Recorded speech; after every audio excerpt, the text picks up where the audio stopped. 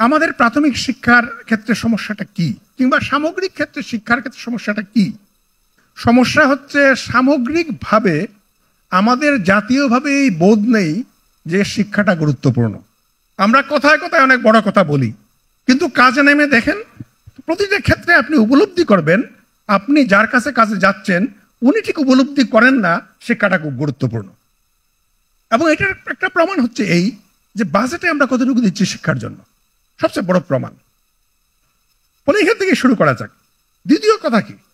দ্বিতীয় কথা হচ্ছে যে কোনো একটা যদি সুন্দর দেশ গড়তে হয়, উপযুক্তভাবে একটা শক্তিশালী দেশ গড়ে তুলতে হয়, তাহলে সবচেয়ে বেশি প্রয়োজন এই দেশের জনগণের মধ্যে মিনিমাম কতগুলো বিষয়ে একটা ঐক্যমত্য। এই ঐক্যমত্য তৈরি হয় কিভাবে? শিক্ষার মাধ্যমে তৈরি হয়। সুতরাং এমন কোনো উন্নত দেশ দেখবেন না যেখানে প্রাথমিক শিক্ষা ইউনিফাইড না। ব্যতিক্রম আমরা শুরু থেকেই ডিভাইডেড, ফলে বড় হয়ে আমরা ইউনিফাইড হতে পারি না। এবং এইটাই আমাদের উন্নয়নের সবচেয়ে বড় বাধা মনে করি আমি। এবং এই যে বিভিন্ন ধারা, যদিও আমাদের সংবিধানে শিক্ষাকে একটা মৌলিক অধিকার হিসেবে বর্ণিত করা হয়েছে এবং আমরা আইন করেছি বাধ্যতামূলক প্রাথমিক শিক্ষা, অর্থাৎ একজন তার সন্তানকে প্রাথমিক শিক্ষা যেন পায়, সে এটা করতে সে বাধ্য। কিন্তু প্র্যাকটিক্যালি কি তাই?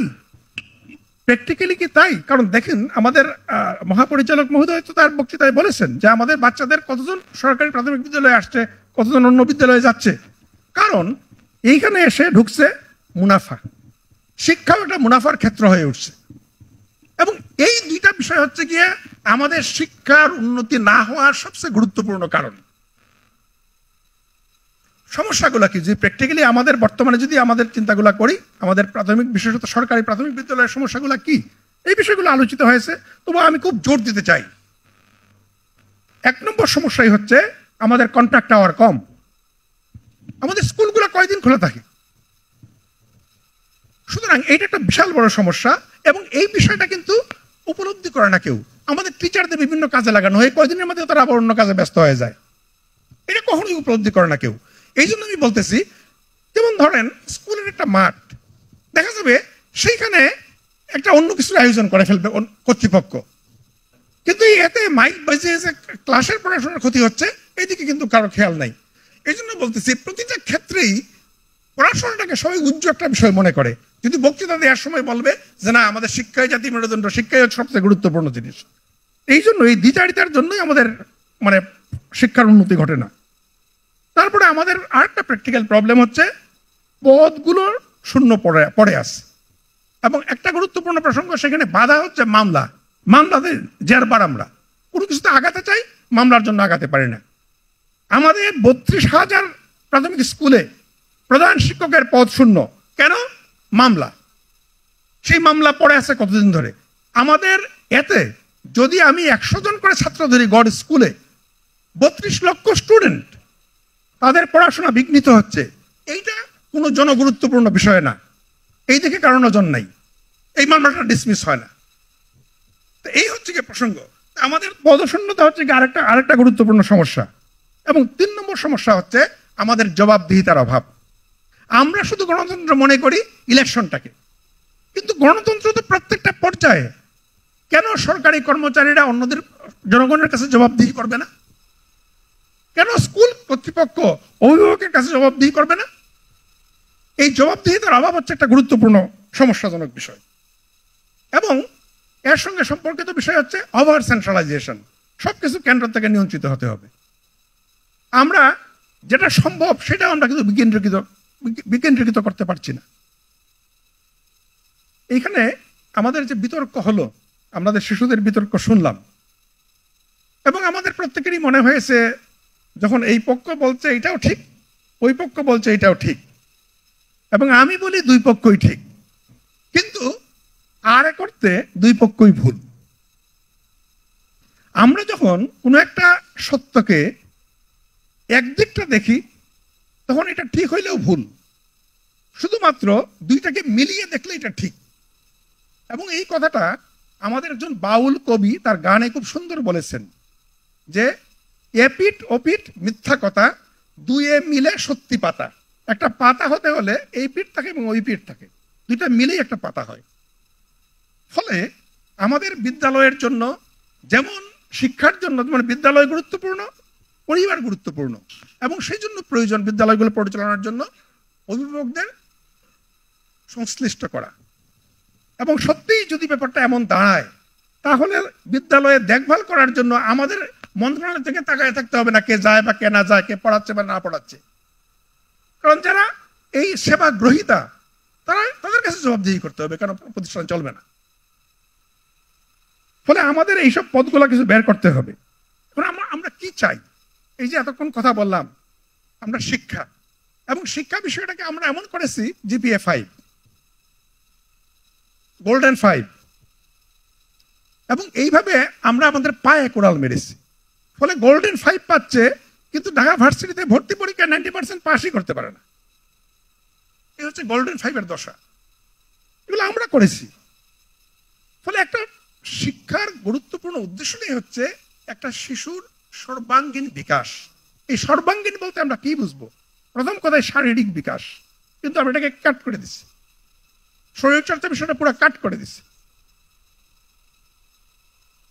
ফলে আমাদের ক্রীড়ার চর্চা হওয়া প্রয়োজন। তারপরে আসে মানসিক বিকাশ। মানসিক বিকাশের প্রসঙ্গ যদি আসি, আমি 3টা অ্যাসপেক্ট বলবো, আমি বলবো না 3টা অংশ, 3টা অ্যাসপেক্ট। 1 নম্বর অ্যাসপেক্ট আমি যদি বলি, এটা হচ্ছে তার জ্ঞানগত কগনিটিভ অ্যাসপেক্ট, এবং সেই ক্ষেত্রে আমরা জোর দিই। ঠিক আছে, এটা আমাদের জোর কি? প্রাইমারিতে জোর কি? আমি খুব সহজ কথায় কথাটা বলি। প্রাইমারিতে আমাদের কাজ হচ্ছে পড়তে শেখা। পড়ে শিখবে কিনা সেটা আমাদের গুরুত্বপূর্ণ নয়, পড়তে শেখা গুরুত্বপূর্ণ, তাকে স্বাক্ষর করে তোলা আমাদের জন্য গুরুত্বপূর্ণ। এবং আমি জোর দিই মাতৃভাষায়। যদি একটা শিশু প্রাথমিক বিদ্যালয়ে মাতৃভাষায় সাবলীলভাবে পড়তে পারে, পড়ে বুঝতে পারে এবং তার মনের ভাবটা লিখে প্রকাশ করতে পারে, আপনি জানবেন আপনি সফল, এবং সেই শিশু ভালো করবেই। কিন্তু যে শিশু এটা অর্জন করতে পারলো না, সে সবসময় খুঁড়িয়ে চলবে এবং কখনোই সাফল্য অর্জন করতে পারবে না। দ্বিতীয় দিকটা হচ্ছে ভাষারই একটা অ্যাসপেক্ট, গণিত। গণিত এক ধরনের ভাষা, সেই ভাষায় তার দক্ষতা। এই যেটাকে আমি গুরুত্ব দিই। ফলে আমি এটা চাই কগনিটিভ ডেভেলপমেন্টের দিক দিয়ে। আরেকটা প্রসঙ্গ কি? তার আবেগগত বিকাশ। সেটা কিভাবে হয়? সেটা সাহিত্য চর্চায় হয়, সুকুমার বৃত্তির চর্চায় হয়। সেই আবেগ কি করে? আবেগ অন্যের প্রতি দরদ তৈরি করে, অন্য মানুষের প্রতি দরদ, প্রকৃতির প্রতি দরদ, এটা তৈরি করে, এবং এই দরদ থেকে তার দায়বোধ জন্মায়। এবং একটা মানুষের জন্য এটা এসেনশিয়াল জিনিস। তা যদি না হয়, সে আত্মকেন্দ্রিক মানুষ হয়ে উঠবে, এবং সে যত বুদ্ধিমান বিদ্বানী হোক না কেন, সে কখনোই সমাজের কাজে লাগবে না। সুতরাং তার আবেগগত এই বিকাশটা প্রয়োজন। তার মধ্যে দরদবোধ তৈরি করা দরকার, দায়বোধ তৈরি করা দরকার, অন্যের প্রতি, সমাজের প্রতি, প্রকৃতির প্রতি। এবং এইটাই হচ্ছে নৈতিকতার ভিত্তি। আমরা যে নৈতিক শিক্ষার কথা বলি, এটি হচ্ছে নৈতিকতার ভিত্তি। আমরা নৈতিকতার জন্য একটা বই তৈরি করতে পারি, নৈতিকতার জন্য আলাদা টিচার তৈরি করে দিতে পারি, নৈতিকতাতে সে 100 মার্কস পেতে পারে, এটা কখনোই নিশ্চয়তা দিবে না সে নৈতিক আচরণ করবে। সুতরাং নৈতিকতার শিক্ষা হচ্ছে গিয়া স্কুলের হিডেন কারিকুলাম। সেটা কিভাবে হবে? সেটার মাধ্যম হচ্ছে ছাত্র শিক্ষক সম্পর্ক। কারণ শিশুরা অন্য একটা ব্যক্তিত্বকে মডেল করেই তার ব্যক্তিত্ব গড়ে তোলে, এবং শিক্ষক একজন শিশুর কাছে তার পিতামাতার থেকে গুরুত্বপূর্ণ হয়ে দাঁড়ান। সুতরাং ছাত্র শিক্ষক সম্পর্কটাই নৈতিকতা ডেভেলপমেন্ট করার সবচেয়ে গুরুত্বপূর্ণ দিক। 2 নম্বর দিক হচ্ছে বিদ্যালয়টি কিভাবে পরিচালিত হচ্ছে সেটা। যদি বিদ্যালয় শৃঙ্খলাবদ্ধভাবে পরিচালিত হয়, সেখানে যদি বিদ্যালয়ের নৈতিকতার চর্চা হয়, সেখানে যদি সৎ গুণগুলা উৎসাহিত হয়, অসৎ গুণগুলা নিরুৎসাহিত হয়, তাহলে শিশুটি শিখবে, তার ভিতরে ইনগ্রেইন্ড হবে এটা। এবং তৃতীয়ত হচ্ছে পিয়ার রিলেশনশিপ, একটা বাচ্চার সঙ্গে অন্যের বাচ্চার সম্পর্ক। আমরা বিজ্ঞাপন দেই, যদি ভালো কিছু খাও দরজা বন্ধ করে খাও, কিন্তু আমরা এইটুক শেখাই না যে আনন্দ ভাগ করলে এটা বেড়ে যায়, দুঃখ ভাগ করলে দুঃখ কমে যায়। এই যে সহযোগিতার বিষয়টা, এবং সবসময় আমাদের কিন্তু সহযোগিতামূলক কাজ করতে হয় সমাজে। আপনি যে কোনো কাজ করতে চান কিনা অন্যের সহযোগিতার প্রয়োজন হয়, একা একা কোনো কাজই করা যায় না। তো এই সহযোগিতার শিক্ষা, এই যে প্রসঙ্গটা, এইটা প্রতিফলিত হওয়া দরকার স্কুল অ্যাক্টিভিটিতে, যৌথ কাজকর্মে, এবং আমাদের কারিকুলার অ্যাক্টিভিটির পাশাপাশি এই যে কারিকুলার অ্যাক্টিভিটিগুলো রয়েছে, এইগুলো কিন্তু এই বিষয়গুলোর বিকাশ ঘটায়।